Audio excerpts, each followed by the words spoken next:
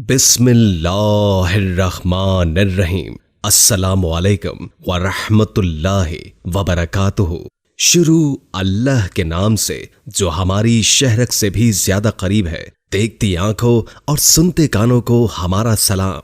हमारी दुआ है कि अल्लाह ताला आपके हर काम में आसानी पैदा करे और आपको राह हिदायत पर रखे। आमीन। आज हम आपकी खिदमत में मालूमात से भरपूर वीडियो लेकर आए हैं। आज की वीडियो में हम आपको हजरत गाजी अब्बास अलमदार के बारे में बताएंगे। तो चलिए वीडियो शुरू करते हैं। हजरत गाजी अब्बास अलमदार। तारीख़ इस्लामी में एक शख्स ऐसा नजर आता है जिसकी वफादारी, ईमान और दिलेरी की कोई मिसाल नहीं मिलती। वो एक लश्कर का अलमदार ही नहीं बल्कि शहीदों का सिपह सालार है। वो शेर खुदा हजरत अली करमुल्ला वजहुल करीम का बेटा अब्बास है। वाक़या करबला में हजरत अब्बास की जानिसारी और कुर्बानी ने उन्हें अहले बैत रसूल के साथ ता क़यामत जोड़ दिया। बावजूद इसके कि नबी करीम सल्लल्लाहु अलैहि वसल्लम की नस्ल से ताल्लुक़ नहीं रखते थे, लेकिन आले मोहम्मद में गाजी अब्बास का मकाम व मंजिलत है। अबुल फजल हजरत अब्बास इब्ने अली इमाम अली के 5वें बेटे थे, जिनकी विलादत हजरत अली की एक ज़ौजा उम्मुल बनीन फातिमा बिन्ते हज़ाम से हुई। हजरत अब्बास इब्ने अली का चेहरा इंतहाई खूबसूरत और नूरानी था, इसलिए लोग आपको कमर बनी हाशिम कहकर पुकारते थे। आप बनी हाजिम के खास मर्दों में शुमार होते थे और आपका बदन मजबूत, आप लंबे कद के थे, इस हद के कि घोड़े पर सवार होते तो पांव जमीन तक पहुंच जाते थे। रिवायतों के मुताबिक जब आपकी पैदाइश हुई तो इमाम अली ने उन्हें अपनी गोद में लिया और इन्हें अब्बास का नाम दिया। इनके कानों में अजान और अकामत पढ़ी, फिर इनके बाजुओं पर बोसा लिया और रोने लगे तो उम्मुल बनीन ने रोने की वजह दरियाफ्त की। आपने फरमाया, तुम्हारे बेटे के दोनों बाजू हुसैन की मदद में तन से जुदा होंगे और अल्लाह इनके कटे हुए बाजुओं के बदले इन्हें आखिरत में 2 पर अता करेगा। हजरत अब्बास जंगे सफीन में शामिल थे और मालिक अश्तर की सिपह सालारी में फिरात पर हमला करके पानी का बंदोबस्त भी किया था। इस जंग में आपकी जलालत और शुजात ने यह साबित कर दिया कि इमाम अली इब्ने अबी तालिब का ये फर्जंद शेर है जिसकी रगों में ईमानी क़ुव्वत की एक लहर दौड़ती है। वाक़या करबला में शामिल होना हजरत अब्बास की जिंदगी का काबिल जिक्र वाक़या है। जब सन 61 हिजरी में यजीद बिन मुआविया ने लोगों से जबरन बैत लेना शुरू की और इमाम हुसैन मक्का कूच कर गए तो वहां हजरत अब्बास ने एक जबरदस्त खुतबा दिया और यह ऐलान कर दिया कि वो जब तक जिंदा हैं हुसैन इब्ने अली की तरफ कोई निगाह उठाकर भी नहीं देख सकता और हुसैन को कत्ल करने से कबल उन्हें कत्ल करना होगा। जंगी करबला में इमाम हुसैन की फौज के अलमदार हजरत गाजी अब्बास थे। हजरत अब्बास की शहादत के मुतालिक रिवायत नकल की गई है कि हजरत अब्बास ने बनु हाशिम के आखिरी फर्द की शहादत तक मैदान को नहीं छोड़ा। उन्होंने खैमे में पानी लाने का कसद किया। आपने उमर बिन साद के लश्कर पर हमला किया और फिरात तक पहुंच गए। बाज मकातिल में आता है कि अब्बास ने हाथों की चिलों को पानी पीने की कसर से भरा और मुंह के करीब किया, फिर जमीन पर गिराया। मश्क में पानी भर के फिरात से बाहर आए। वापसी पर दुश्मन ने उन पर हमला किया और आपने नखलस्तान में दुश्मन का मुकाबला किया। जैद बिन वर्का ने किसी खरमा के ऊंट से आकर आपके दाएं हाथ पर एक जर्ब मारी। हजरत अब्बास ने तलवार बाएं हाथ में ली और दुश्मन पर जंग जारी रखी। इसी दौरान हकीम बिन तुफैल ने आपके दाहिने हाथ पर हमला किया और उसके बाद हजरत अब्बास के सर पर गसर मारा और आपको शहीद किया। रिवायतों के मुताबिक हजरत अब्बास अलमदार की शहादत के बाद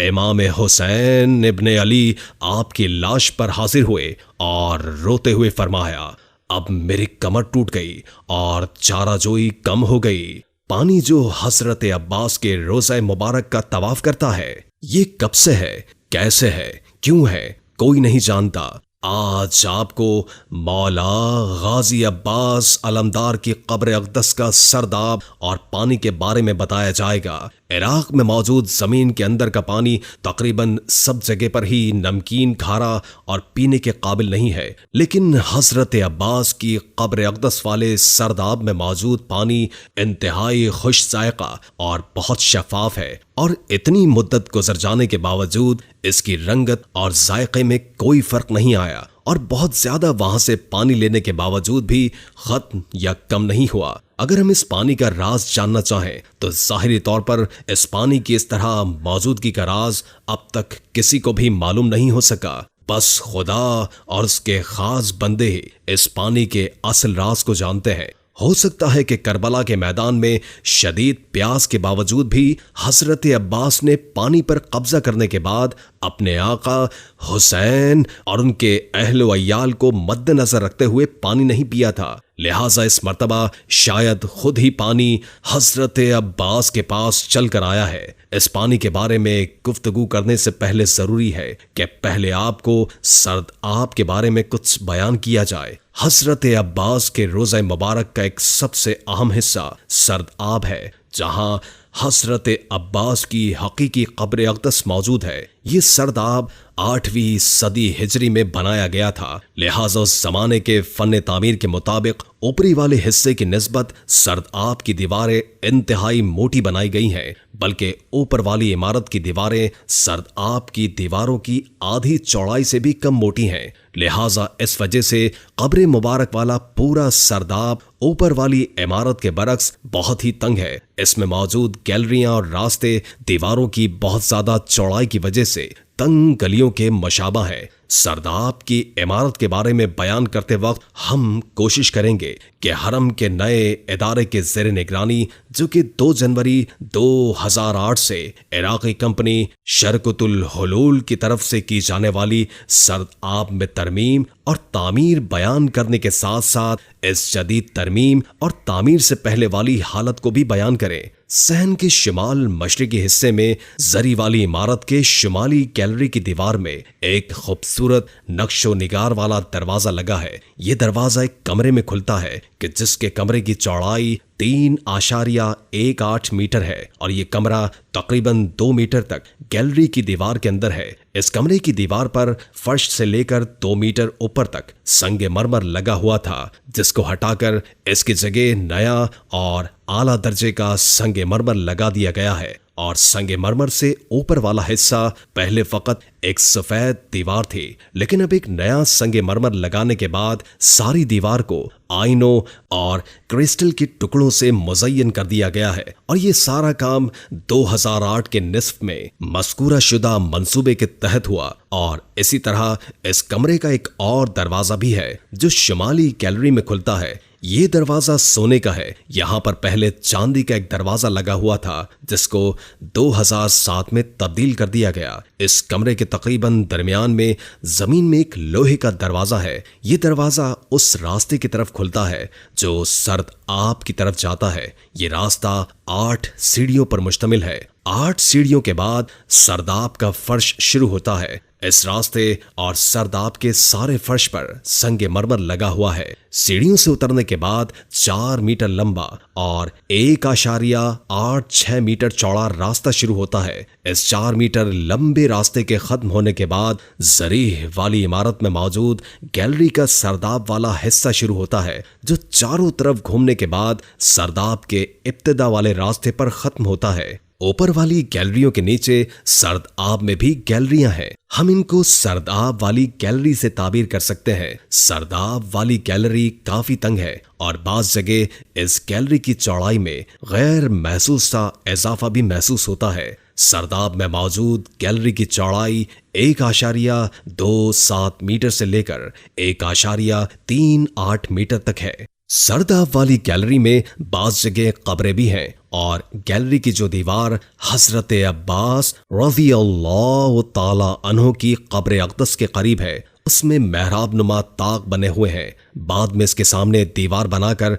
इन्हें बंद कर दिया गया था, लेकिन मज़कूरा मंसूबे के तहत इस दीवार को खत्म करके नई दीवार बना दी गई है और इस दीवार में सुराख रखे गए हैं। संगे मरमर लगाने के बाद सरदाब की गैलरी मजीद 10 सेंटीमीटर तंग हो गई और ये संगे मरमर भी मज़कूरा मंसूबे के तहत ही लगाया गया है। सरदाब में बने हुए मेहराब नुमा ताकों की तादाद 13 है और ये सब पैमाइश में एक दूसरे से मुख्तलिफ हैं। इनमें से 2 सरदाब के शुमाली गैलरी में हैं। इनमें से एक हवा के लिए बनाए गए शुमाली रोशनदान के मशरिक में है और दूसरा मगरिब में है और 3 मेहराब नुमा ताक मगरिबी गैलरी में है। इनमें से 2 हवा के लिए बनाए गए हैं। शेख अब्बास 36 साल तक अलमबरदार करबला हसरत अबुल फजल अल अब्बास रज़ियल्लाहु ताला अन्हु के हरम में खादिम रहे हैं। इनकी उम्र 74 साल है। इन्होंने हसरत अब्बास के जरी के इर्द गिर्द जारी पानी के बारे में तशखीस करते हुए बताया कि पहले 2 चश्मे सरदाब मतहर के मौजूद थे। 400 साल पहले ये पानी यहाँ मौजूद था, जब पाइपलाइनों का वजूद नहीं था। पानी एक तरफ से निकलकर दूसरी तरफ बह जाता था। इस पानी का मजा मादनी पानी से भी ज्यादा खुशगवार था। इस सरदाब की सीढ़ियां थी। लोग इस पानी से तबर्रुक के तौर पर इस्तेफादा करते थे। ये पानी सर्दियों में गर्म और गर्मियों में ठंडा हो जाता था। लेकिन खुदा से बेखबर एक शख्स आया और उसने हसरत अब्बास रज़ियल्लाहु ताला अन्हु के हरम की दीवार में दरारें पैदा होने का बहाना बनाकर कहा, मैं इम्तिहान करना चाहता हूं कि ये पानी कहां से आ रहा है। बाद में वो दोनों चश्मे गायब हो गए और फिर इनमें से पानी जारी नहीं हुआ। लेकिन 2 महीने बाद पानी पर सरदाब में आ गया और इस पानी से नाबीना आंखों को शिफा मिलती थी। 50 साल से ये पानी एक ही सतह पर बाकी है और इसमें कमियों ज्यादती नहीं होती। शेख अब्बास ने कहा कि अगर पानी 10 दिन तक किसी जगह पर रखा रहे तो वो सड़ जाता है, लेकिन ये पानी दरवाजा बंद होने के बावजूद भी गुलाब की तरह मौतर और खुशबूदार है। उसने कहा कि अगरचे ये पानी राकिद है, लेकिन इसके रंग और ताम में कोई फर्क नहीं पड़ता। और इसकी दूसरी खासियत यह है कि पानी की सतह हसरत अब्बास की कब्र मुबारक से बुलंद है, लेकिन पानी कब्र के इर्द गिर्द की दीवार से कब्र में दाखिल नहीं होता। क्या ही खूबसूरत मौजज़ा है कि पानी कब्र के इर्द गिर्द दीवार से कब्र में दाखिल नहीं होता।